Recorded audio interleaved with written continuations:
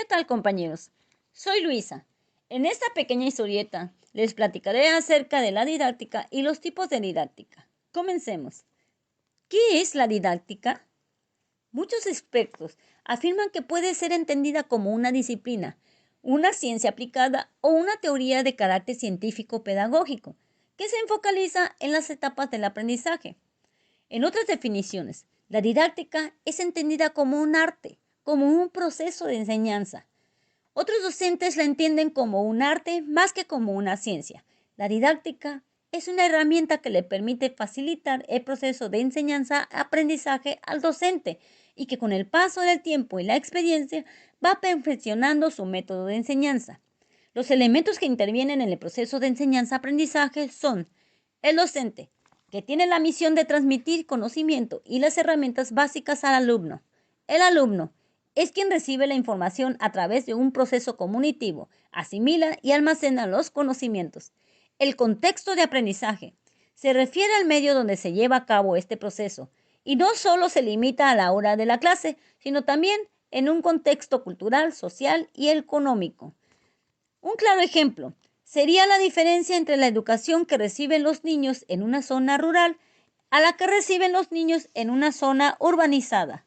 La didáctica le permite al docente seleccionar y ordenar contenidos y que tiene como propósito ordenar y respaldar tanto los modelos de enseñanza como el plan de aprendizaje.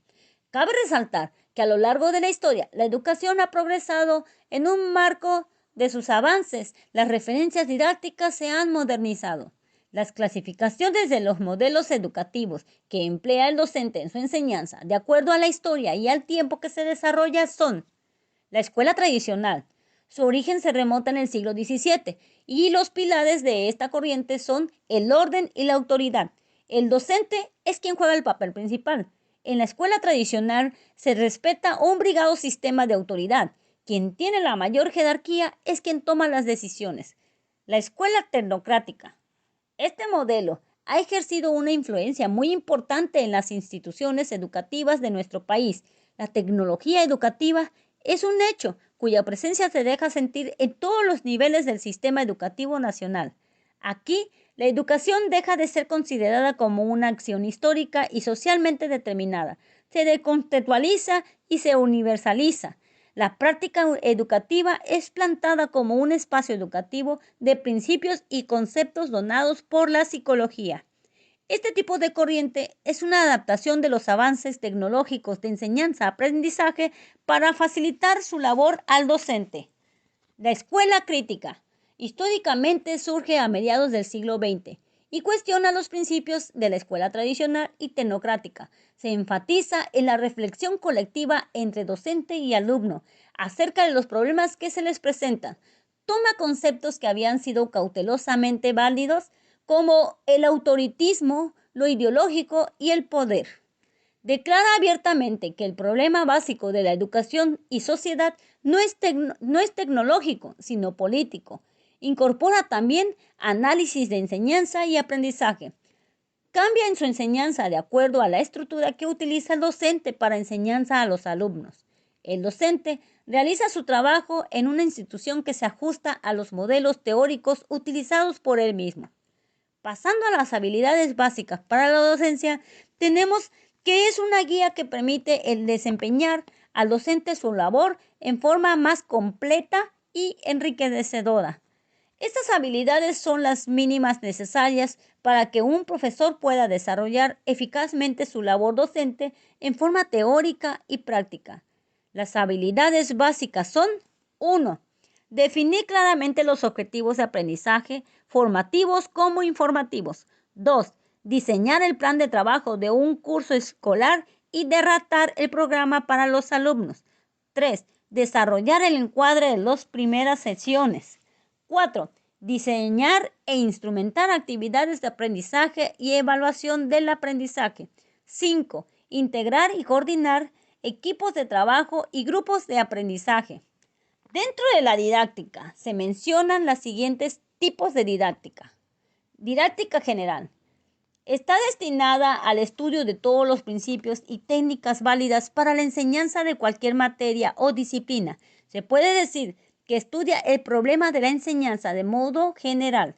También es aquella que se realiza y se pone en práctica en áreas donde la información a enseñar ni el entorno llega a ser necesario.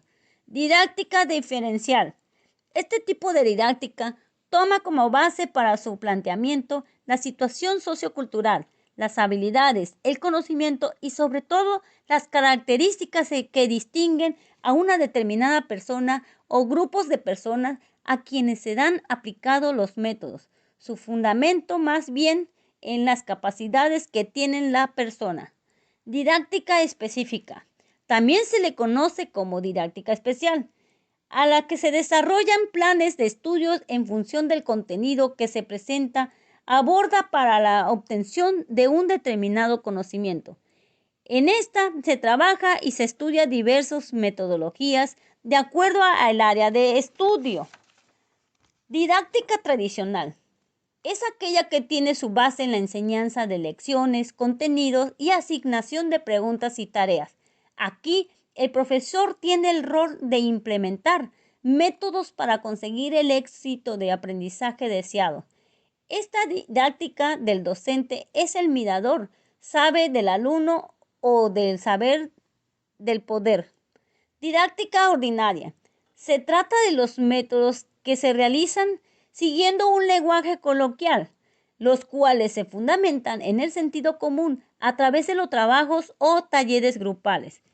Didáctica integradora. Esta se enfoca tanto en el alumno como en el docente, donde la base del estudio llega a ser el proceso de enseñanza y aprendizaje.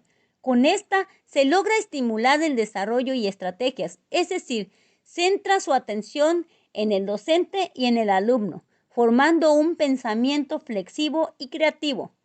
Didáctica crítica. Este tipo de didáctica trabaja con los factores que llegan a influir de manera positiva en las actividades cognitivas, siguiendo así ciertos planteamientos del enfoque cultural e histórico. Se refiere a un cambio de profesor-estudiante-materia que rompe con el vínculo dependiendo del docente con el alumno. Bien, compañeros, ha sido todo por hoy. Muchas gracias por su atención. Hasta pronto.